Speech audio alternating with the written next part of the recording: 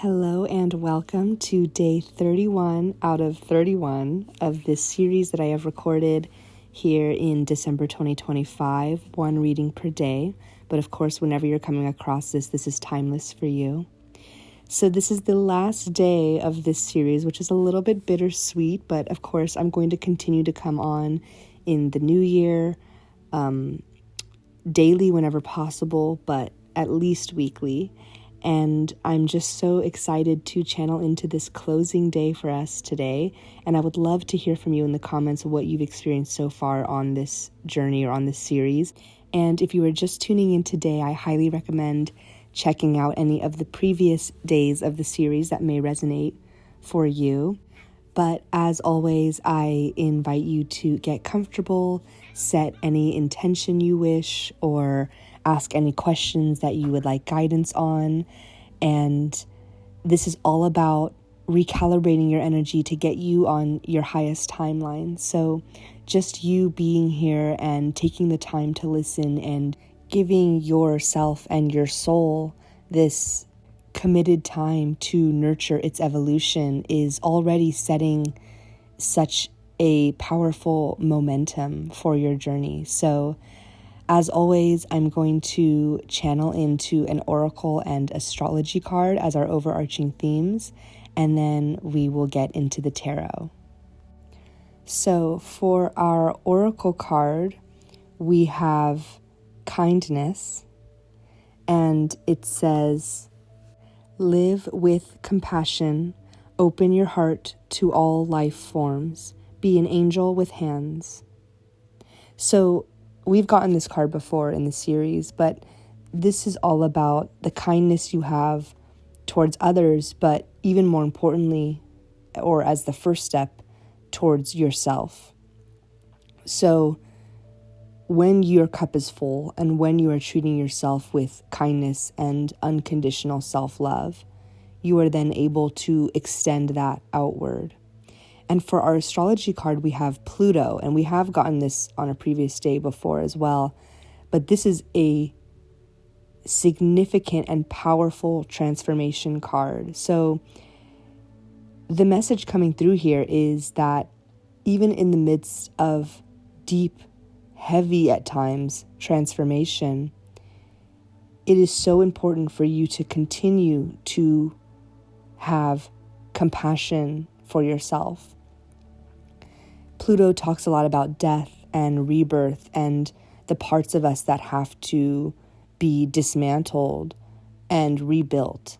And, a few days ago we got the Tower card. So this is very much a journey that the collective is on right now. And frankly, it's a journey that is never ending because we're always evolving and transforming this collective. And we're always doing shadow work as well as light work.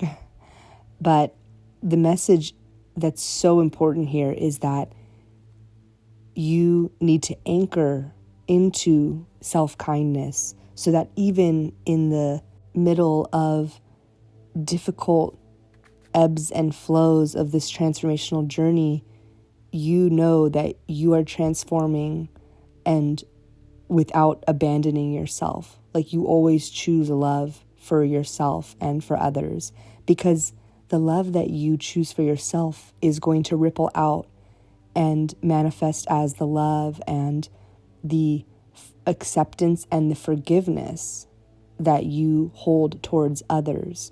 So it's so important to anchor down and really ground yourself in an overarching energy of self-love and self-kindness. And I'm picking up on this energy of like the part of your transformation that feels really wobbly or, feels really unstable. Again, like sometimes we go through really heavy periods of the transformational journey. And that's when that self-love and self-kindness is especially necessary to keep us from spiraling or to keep us from that slippery slope where our ego can make us feel like we're not good enough or we're still our old selves or still on the old timeline or that we're failing in our goals or dreams, right? And so there's always that possibility of feeling lost on your journey.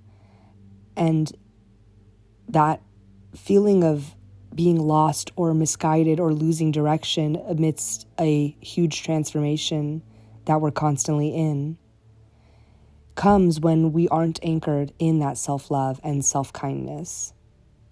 So that's why it's so important to always move forward with self-love as the guiding energy in everything we do, especially on such a transformational journey. I'm hearing with great power comes great responsibility. Like that's kind of what's coming through with this Pluto energy. Like this is such a powerful transformation.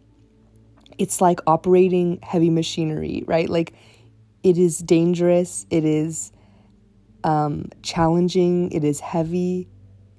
And so it needs to be tackled and approached with not caution, but like the maturity and the wisdom of knowing that you are worthy and that you are capable. And so again, anchoring that knowingness on an embodied level is what allows you to proceed with the transformation in a successful and smooth way. And this message isn't to, scare us about our transformational journey or make it seem like, we're in danger. Of course, you are the co-creator of your life and you have the power to make significant changes and manifestations in your reality. But this message is just to reiterate the importance of doing so with an aura of self-love, because we don't want to proceed down the path of self-transformation with the absence of self-love, because then we do so feeling like we're not enough and that we have to transform in order to become worthy. And that's the slippery slope of the ego taking control of your transformational journey. So that message was coming through really strong. And so with the tarot cards, we have the Hermit and the Eight of Swords and the Five of Wands. So the Hermit card is reiterating the need to go inward and to take that time to really get in touch with how you're feeling on your journey. I mean, the fact that you are tuning into this message right now, like the minutes that you're spending listening to this compared to your entire journey, your entire spiritual and transformational journey, as well as your entire life on this planet. Like this is a precious moment for you to check in with how you're feeling.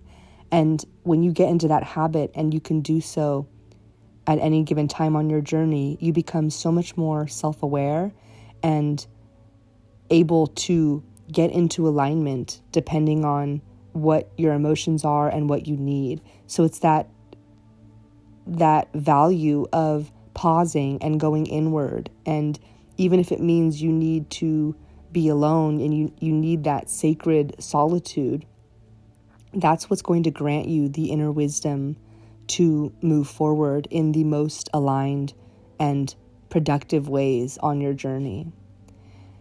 So this is just another reminder that turning inward is always an option for you and is always valuable, to take part in that deep inner listening to what your soul needs. And that's an act of kindness towards yourself, to give yourself the attention and the nurturing that you and your soul and your inner child needs. And so with the Eight of Swords and the Five of Wands, I'm picking up on this conflict and fear-based thinking, right? With the Eight of Swords, this talks about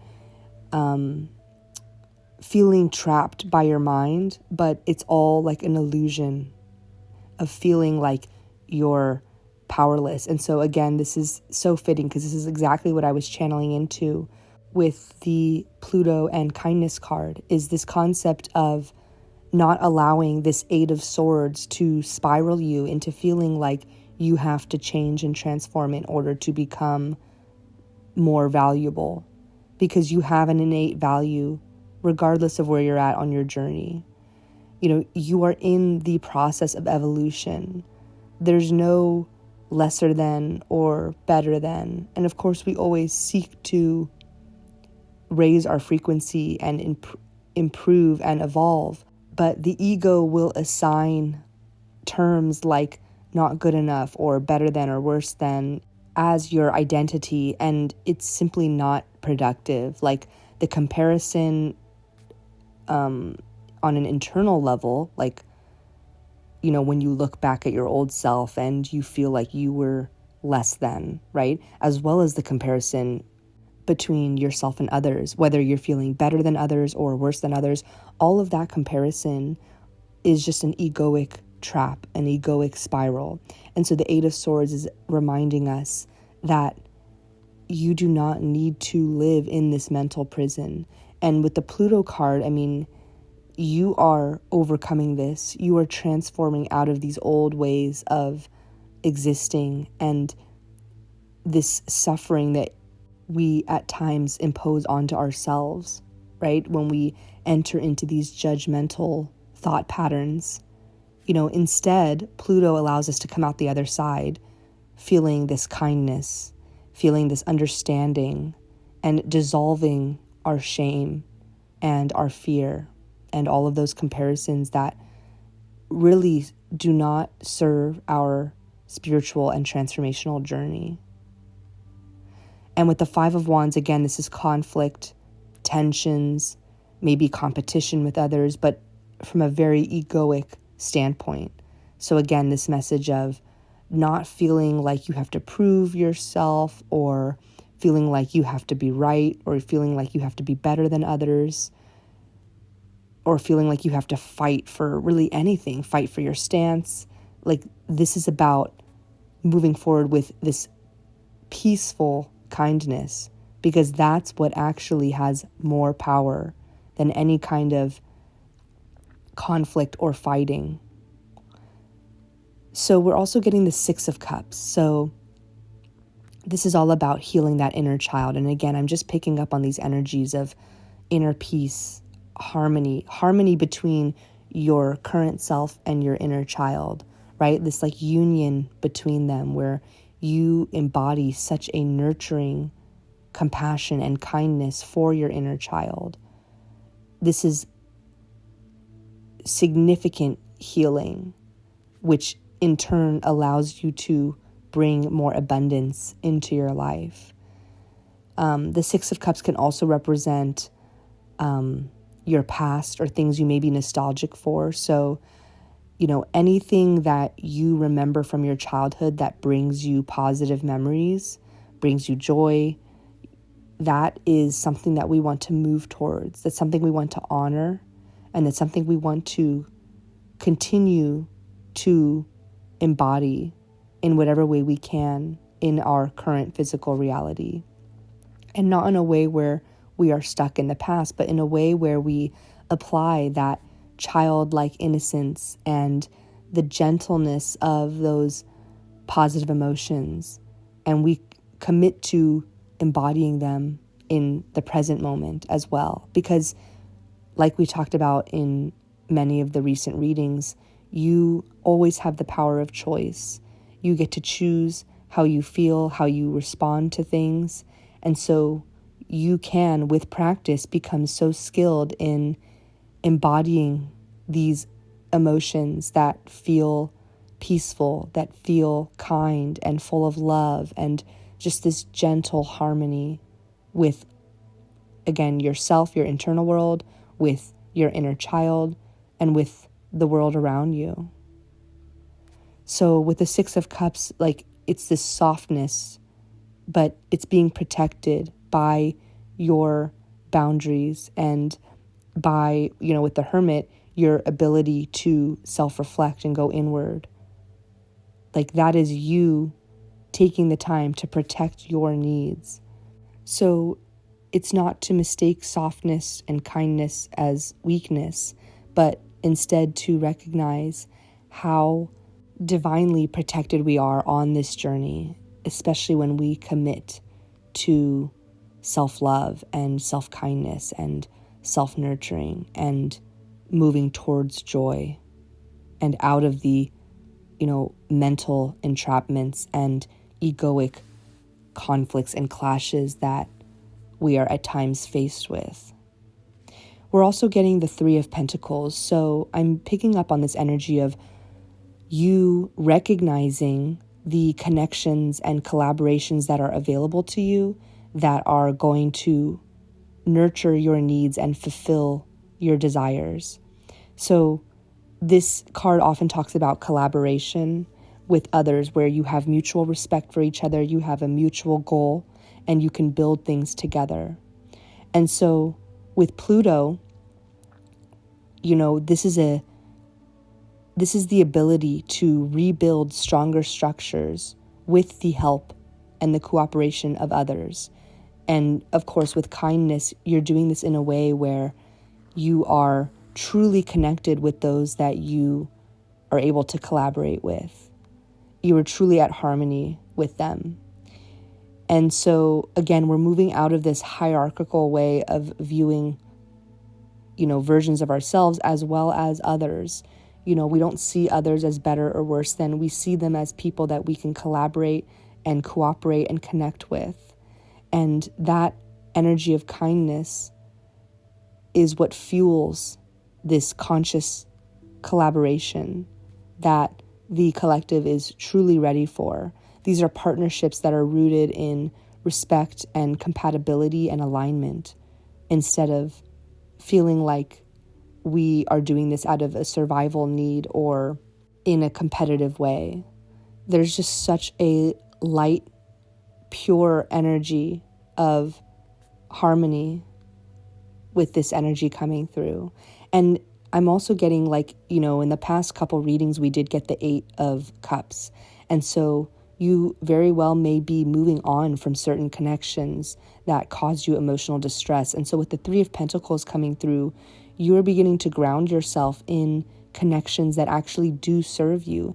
And you're becoming skilled at discerning which connections are meant for you and which are going to benefit you and allow you to be recognized and valued and, allow your light to shine and ripple out into those connections. It's like a mutual benefit both ways. It's reciprocal from both parties, yourself and others.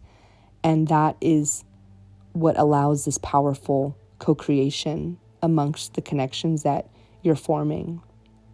So you're really stepping into this energy of having aligned community and friendships and partnerships around you because you've rooted your transformational journey in kindness and love.